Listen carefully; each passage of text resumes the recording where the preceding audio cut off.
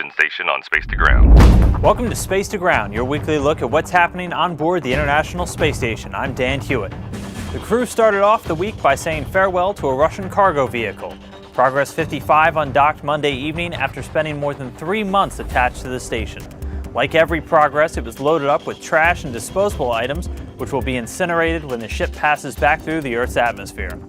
And since it just doesn't feel like the ISS without a Progress attached, the next one was ready for launch just 2 days later.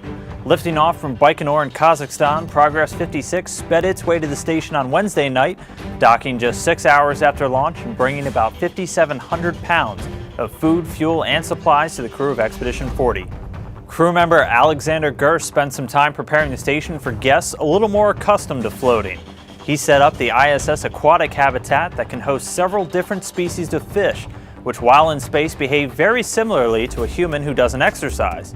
The small school of zebrafish that will soon be making a trip up to space will help teach scientists about the basic mechanisms behind muscle loss and how that loss can be recovered. This week's Twitter question comes from Steven, who asks, what experiments conducted in microgravity have led to commercial products on the market? Well, one good example comes from a very important field of medical study in space, bone loss. Without proper countermeasures, astronauts in microgravity lose bone mass, and similar bone loss occurs in people on Earth with osteoporosis, a debilitating disease that affects millions.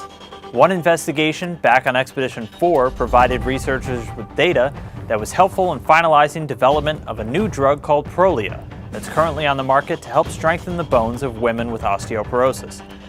You can check out the hundreds of experiments that have taken place on board the ISS at nasa.gov/station. And make sure to keep sending your questions and comments using the hashtag #SpaceToGround. We'll see you next week.